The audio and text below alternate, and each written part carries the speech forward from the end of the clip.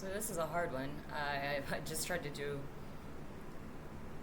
one version of this, and it took 40 minutes. So I'm trying to break it down, but this is where it gets really complex. But it's something that's been on my mind. I've already been talking about it.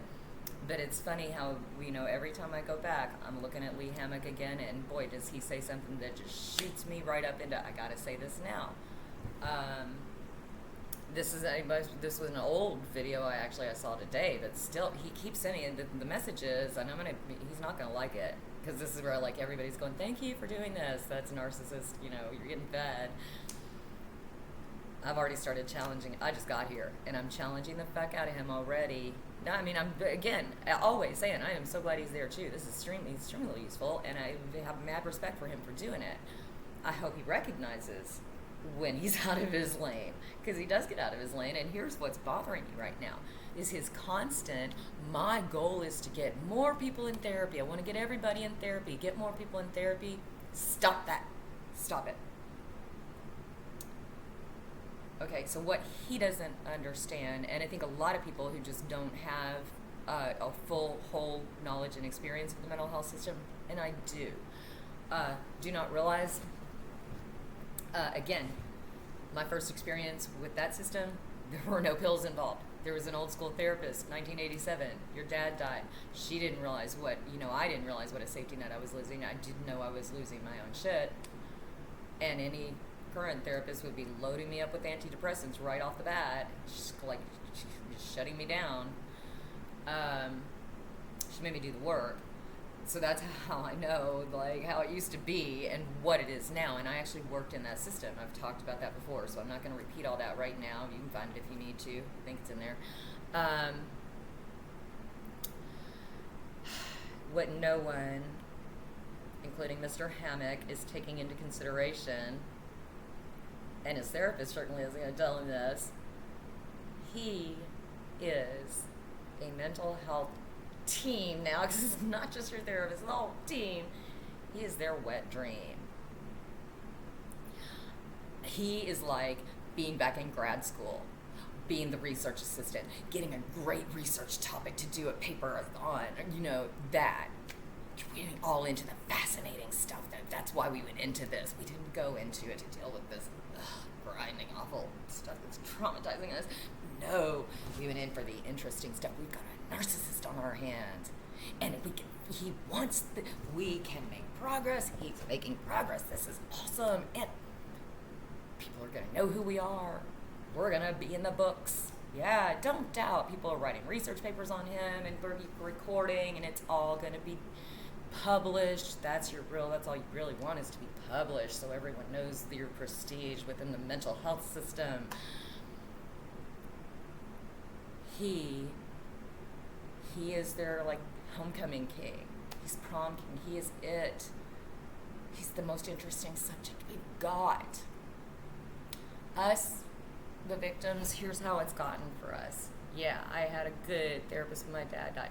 I had a good therapist in the mid-2000s where she was an old school therapist who was about to retire, again, not with the drug track. She was with the therapy, work it out, and she's the one who just straight up told me, we got to deal with what's going on with you. And I know now how lucky, because even she was within that system where I had to go through caseworker, billable unit, doctor, lots of billable units, psych nurse, because they're putting me on drugs, billable units. Everything you got to look at is that 15-minute increment of money for them. And you start counting those when you walk in the door, and they're getting higher and higher.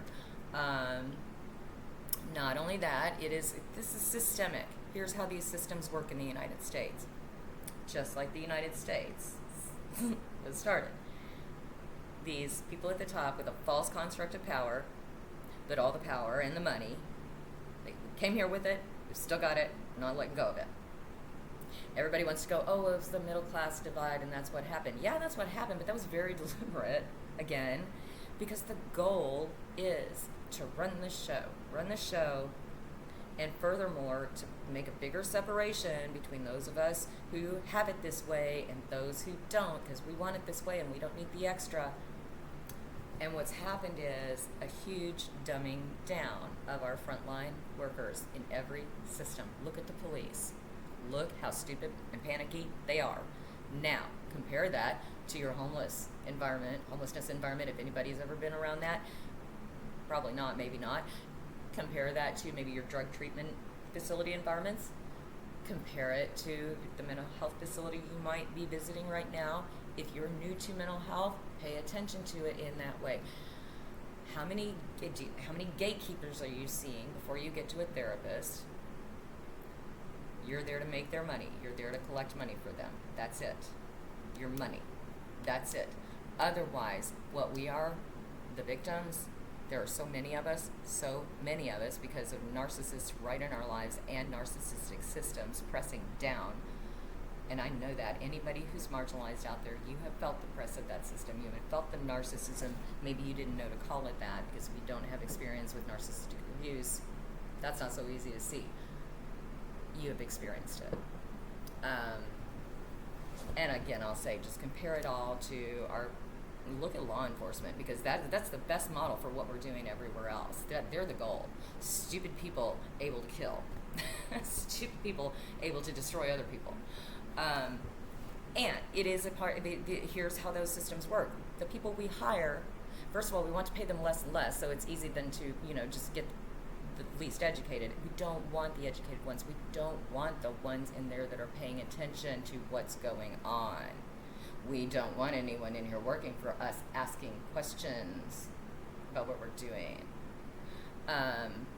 So part of it is willful ignorance. They'll take those people who love the power aspect, and I learned that from my aunt who was a nursing instructor. Love the power aspect of those environments. I've got a little bit of control, and now I can wield it. We're not going to pay you much money, but we're going to load you up with power.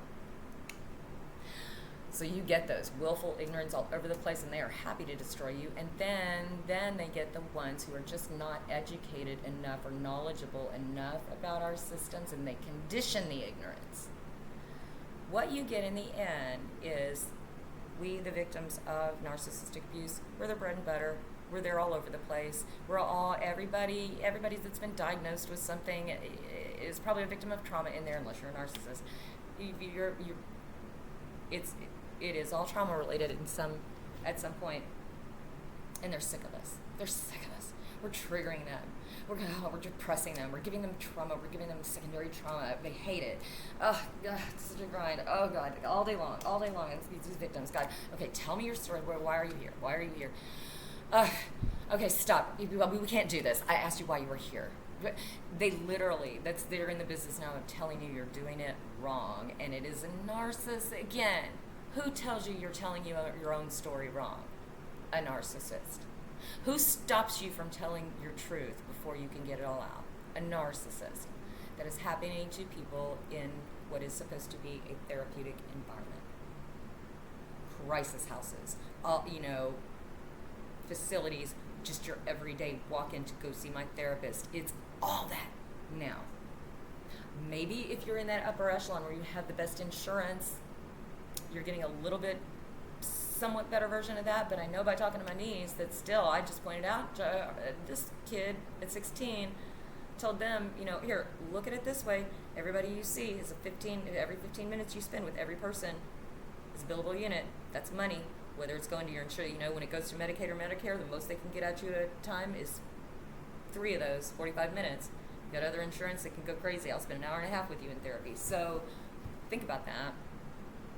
All you are is a billable unit to them. And when it's a Medicare unit or a Medicaid unit, they know they're abusing it, and they know they can, and they can just blame it on you. Again, it's becoming a game you can't win. So I'm not saying don't, if you've got success, if you can find successful therapy, or if you're durable enough to just keep fighting through that system. I'm going to do another one on that, because I really just started abandoning my truth and going with extreme versions of it just to see how abusive they're being with this. And boy, have I found some things out. I'll have to do another segment. But all I'm saying is this: don't listen to a narcissist telling you they're trying to get everyone into therapy. That is grandiose. First of all, that's his grandiose thought right there. My goal is to get everyone in therapy. That shouldn't be your goal. Your goal should stay to be informative. to inform people about what you do. When your goal now is so lofty, you're going to get everyone in therapy, you are out of your water. You're out of bounds, crossed a line. You don't know what you're talking about now, and you're not going to admit that, but you do not, you know one teeny tiny little piece where you're the star. Rarely are we ever the star or the focus, which is what we need to be when we are in with a therapist, when we're in any mental health environment. We need to be the star, like you, the one that all the focus is on, getting you better, whatever. We are not. We are not. We're gumming up the works for them. All they want is our money. And for at the end of the day to go home and go, my work is so hard, and I'm such a good person. They don't have to say it because they've got everybody around them going, oh my God, you work so hard and so selflessly. No, they don't. No, they don't. They're being nasty and awful to people. And I've seen it. No, it's what I've experienced. I'll say this. Every time I experience something like this, first thing I'm doing is looking around going, man, if this is happening to me, with all the tools I've got, if this is happening to me, God, what are they doing to other people? And people will tell you. The minute someone says to you, I'm so grateful for them, and look what we do to ourselves, we need them. That's someone that's been broken down by a narcissist. A narcissistic system. Look what we do to ourselves. We need them. That really happens.